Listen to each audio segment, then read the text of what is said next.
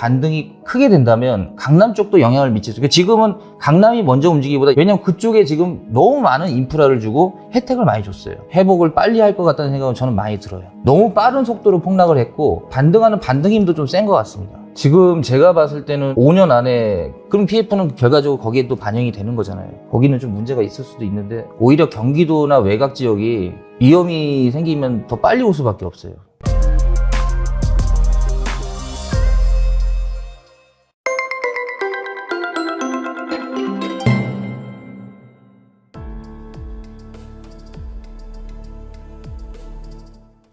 네, 윤지후 대표님 모셨습니다. 안녕하세요. 네, 반갑습니다.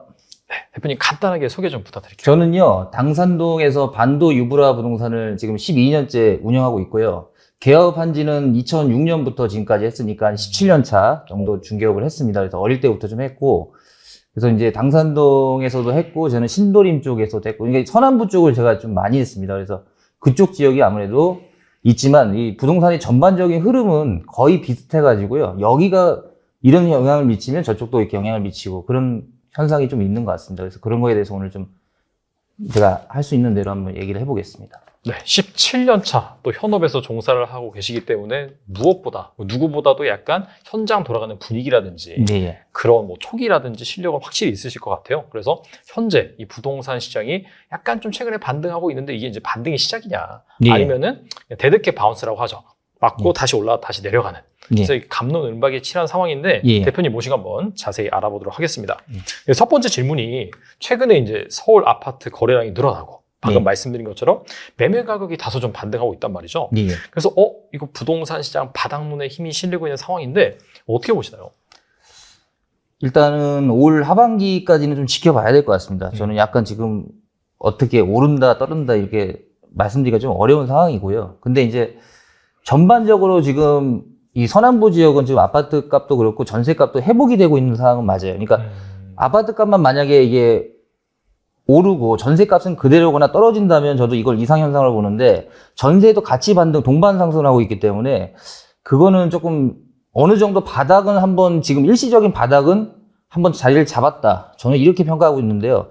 올 하반기에는 약간 변화가 있을 것 같습니다. 뭐냐면 아파트랑 오피스텔, 신축 빌라 이런 종류에 따라 좀 달라질 것 같아요.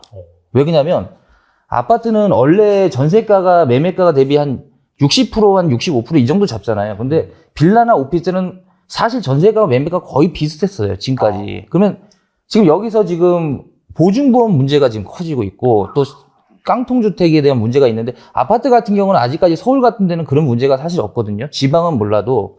그래서 제가 봤을 때는 아파트는 좀 반등할 것 같다는 생각이 좀 한 70% 보고요. 30%는 뭐 떨어진다 본다면 100%는 없습니다. 그리고 신축 빌라 오피스텔은 지금 현재 상태에서는 조금 올 하반기에 좀 고비가 오지 않을까, 저는 그렇게 생각하고 있습니다. 아파트 같은 경우에는 뭐 전세가가 60%에서 65% 매매가에 예. 약간 그 정도에 지금 약간 좀 부합했다라고 지금 볼 수 있는 건가요, 그러면? 그런 것도 있고요. 제가 볼 때 이제 두 가지 요인이 있는데요. 일단은 금리가 어느 정도, 시중금리는 실제로 좀 내려갔습니다, 예전보다. 그래서 금리가 좀 내려간 부분이 좀 영향을 많이 미치는 것 같고요. 그 다음에 소비자들 입장에서는 특히 이제 서울 같은 경우는 예전에 가격대가 올라서 못 샀던 사람들 있지 않습니까? 그런 대기자들이 이번에는 다시 그래도 사야 되겠다. 내가 전에 실수를 했으니까 이번엔 꼭 사야지 하는 그런 대기 수요자들이 지금 매수를 하고 있다고 좀 보거든요. 그래서 그런 분들이 어느 정도의 그 매수세가 어느 정도 영향을 미친다면 제가 볼 때는 반등 쪽에 한 70%를 저는 걸고 싶습니다. 알겠습니다. 일단은 뭐 오피스라든지 아니면 아파트에 따라서 좀 달라지는 그런 부분이 있으니까 잘 참고하시면 좋을 것 같고, 그동안에 이제 서울 아파트 전세값 하락으로 올 하반기에 역전세 거래가 더 많아질 것이다 라는 전망도 있는데 이건 어떻게 보시나요? 아파트를 기준으로요? 네네. 역전세. 실제적으로 역전세가 없지는 않을 것 같습니다. 근데 실제로 만약에 100가구를 기준으로 봤을 때 역전세 되는 거는 100개 중에서 한두 개밖에 안 돼요, 실제로는. 그러니까 그러니까 최고가의 전세가를 했을 때가 그렇게 전세량이 많지가 않았어요. 그래서 그 부분이 조금 부담이 되는 분들이 분명히 존재하긴 할 텐데, 그게 전반적으로 전체적인 서울 시장에 영향을 미친다, 저는 그렇게까지는 보지 않고 있습니다. 그리고 예전에 최고가에서 한 3억 정도 지금 내렸다가 다시 1억에서 1억 5천이 반등하고 있는 상황이에요. 그래서 실제로는 당산동 기준으로 봤을 때 10억짜리 전세였다면 지금 한 8억에서 8억 5천까지 다시 회복했습니다. 그래서 1억 5천 정도의 부담이 있는 분도 분명히 존재하겠지만 실제적으로 10억의 전세 놓은 사람이 그렇게 많지 않기 때문에 이 뉴스에서 나오는 것만큼 그렇게 저는 여파가 있다고 생각은 안 해요. 이게 약간 최근에 사실 반등을 했기 때문에 오히려 이 역전세 같은 경우에는 막 시장에서 우려하는 것보다는 생각보다 그렇게 훨씬 이제 적을 것 같습니다. 그거는 조금 오버스럽다는 생각도 좀 들어요, 저는. 하긴 뭐 하반기 아파트 같은 경우 70% 정도 반등 확률을 이제 생각하고 계시니까 예. 거기에 입각해서 생각해 본다면 그럴 만도 하겠네요. 예. 그리고 아무래도 강남 집값 여기에 대한 관심이 큰데 이게 이제 더 떨어질 것이냐 연초만 하더라도 이 강남 집값이 이제 뭐 흔들흔들한다. 나머지 다 빠지고 남은 건 이제 강남밖에 없다. 그런 얘기가 많았는데 강남 집값은 어떻게 보세요? 강남은요 여의도 재건축 아파트하고 좀 영향을 같이 맞물려서 생각을 해야 되는 게 여의도 재건축이 이번에 종상향을 해줘가지고 일반 상업으로 다 올려줬거든요. 준주거도 올려주고 그래서 높은 고층 빌딩을 지금 지으라고 여의도에다가 했는데 여의도가 어느 정도 만약에 반등이 크게 된다면 강남 쪽도 영향을 미치죠. 그러니까 지금은 강남이 먼저 움직이기보다 여의도 재건축이 먼저 움직일 확률이 높아요. 제가 봤을 때는. 왜냐하면 그쪽에 지금 너무 많은 인프라를 주고 혜택을 많이 줬어요. 그래서 여의도 재건축에 지금 어느 정도의 상향으로 지금 가격이 상승하냐에 따라 특히 또 압구정동 같은 현대아파트가 이제 어떻게 움직이냐 여기는 기준이 되는데요. 압구정동 같은 경우는. 그래서 제가 봤을 때는 이게 더 떨어질 것인가 했을 때는 떨어지지는 않을 것 같습니다. 회복을 빨리 할 것 같다는 생각은 저는 많이 들어요. 왜 그러냐면, 그리고 또 이제 코로나 때 이제 가격이 상승이 좀 컸었잖아요. 컸었다가, 최근에 한 몇 달 사이에 한 20%, 30%씩 가격이 폭락을 했는데 사실은 너무 빠른 속도로 폭락을 했고, 또 그만큼 폭락이 빠르다 보니까 반등하는 반등 힘도 좀 센 것 같습니다. 그래서 저는 오히려 상당히 많이 상승할 수도 있다는 생각도 좀 많이 들어요, 저는. 제 입장에서는. 그 상당히 상승할 수 있다는 그 근거가 그러면은 많이 빠졌기 때문에 이제 거기 매수할 수 있는 여러 개 있는 사람들이 많이 살 수 있다. 그렇게 보시는 건가요, 그러면? 그런 것도 있고요. 그리고 대기 수요자가 너무 많은 지역이에요. 강남 같은 경우도 그렇고, 여의도 재건축도 그렇고요. 살려는 분들은 많은데, 또 이것도 약간의 소득의 격차 차이도 좀 나는 것 같아요. 이게 좀 상류층이나 이런 분들한테는 소득이 급상승하고 있기 때문에 우리가 생각하는 것보다 큰 부담이냐 그러면 그분들한테는 큰 부담은 아니라는 생각이 저는 많이 들어요. 현장에서 이제 이미 운영을 하고 계시니까 예. 그러면 그런 문의들이 많이 실제로 오는 거예요, 그러면? 많이 오고 있습니다. 그렇다면 확실히 실수요가 있다라고 볼 수가 있겠네요. 있어요. 당산동 같은 경우는 20억대 아파트가 아니거든요. 10억에서 한 20억 사이가 많은 지역인데 그랬을 때는 보통 뭐 내 집을 마련하는 분들 입장에서는 요번에 대출을 풀어줬잖아요. 그래서 내 돈 한 6억에서 10억 정도 갖고 있고 뭐 대출 좀 껴가지고 사는 분들이 많은데요.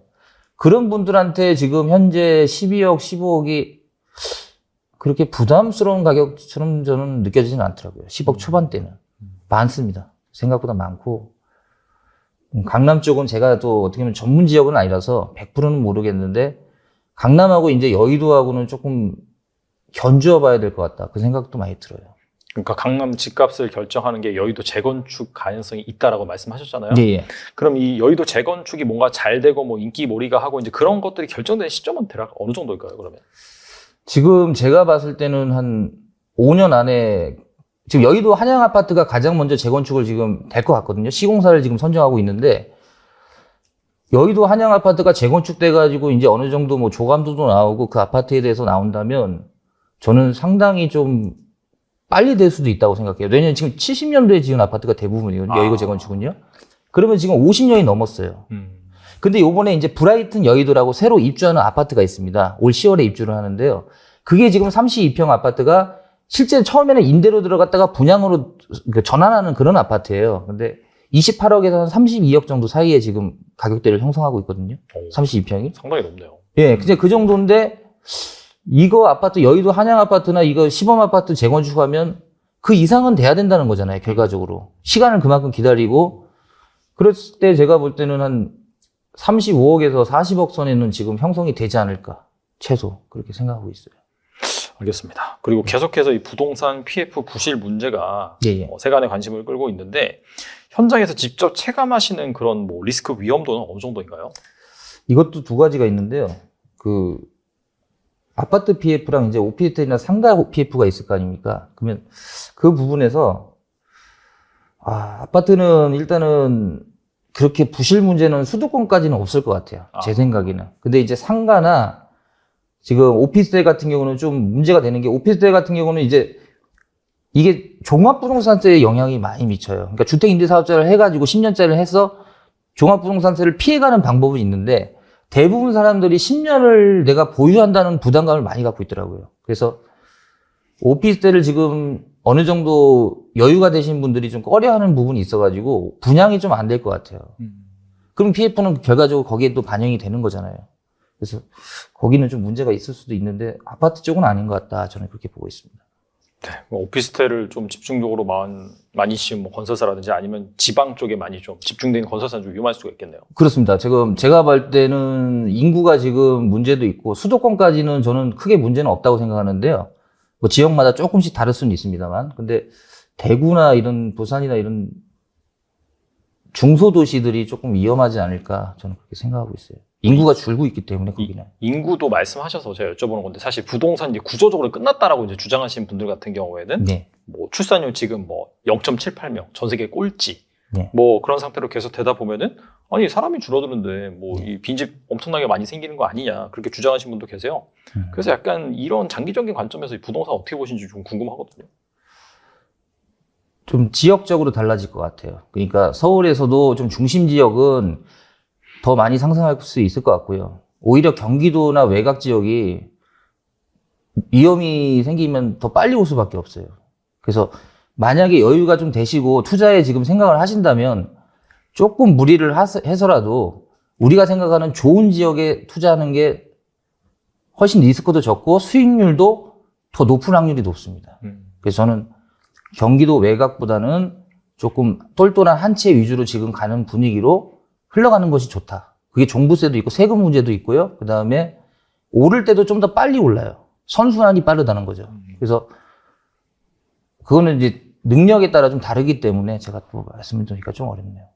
그러니까 아무튼 간에 이제 구조적으로 이제 인구가 줄어드는 상황에서도 어차피 이제 뭔가 자산에 대한 투자는 이루어질 수 있으니 그럴 때일수록 약간 똘똘한 할채, 특히나 이제 서울에 있는 수도권에서 핵심 지역에 있는 그런 쪽으로 몰릴 수밖에 없으니 이쪽은 뭐 투자 매력이 있는 거고 네. 반대로 나머지 쪽은 상당히 좀 위험할 수 있다. 이제 그렇게 생각하면 되겠네요. 그렇죠. 문제가 생기면 외곽이 먼저 생길 수밖에 없어요. 그래서 웬만하면 서울, 인서울로 좀 투자하는 게 저는 바람직하다. 그게 오피스텔이고 아파트고 떠나서 인서울로 가시는 게 좋고 저는 그렇게 보고 있습니다. 네. 그리고 정부가 집값 띄우기를 막기 위해서 다음 달부터 뭐 부동산 실거래가 공개 시스템에 등기 여부를 공개하는 방안을 이제 시행하는데요. 네. 이거는 약간 집값에 어떤 영향을 미칠까요?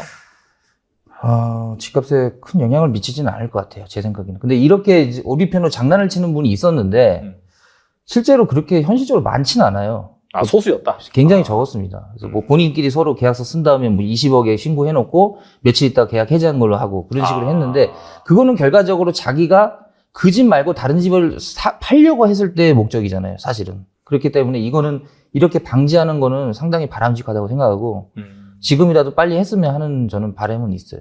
그렇다면 그냥 그렇게 계약만 해놓고 나중에 해지를 하면은 사실 이미 계약했을 때 그게 이제 어떻게 보면 실거래가로 반영이 돼서 뭔가 부동산 가격 지수에 반영이 됐었던 그런 시스템이었나요, 그러면? 그러니까 실거래를 만약에 하게 되면 우리는 국토교통부에서 실거래 인터넷에 들어가서 볼 수가 있게끔 돼 있어요. 그러면 이제 소비자들이 보지 않습니까? 20억에 팔렸네? 그러면 다른 물건이 내가 19억 5천에 팔았다. 생각보다 싸게 나왔네. 이렇게 생각해가지고 판단 말이에요. 근데 그 20억짜리를 그거 거래된 다음에 다시 해지했다고 없애버리는 거예요. 그러면 19억 5천에 산 사람은 이거에 대한 지표를 보고 샀는데 지표가 없어져 버렸잖아요. 그런 이제 약간의 좀 사기성이 될 수가 있기 때문에 저는 이거는 당연히 해야 된다고 생각을 해요. 확실히 좀 투명하게 그 가격 정보가 공시될 수가 있겠네요. 예.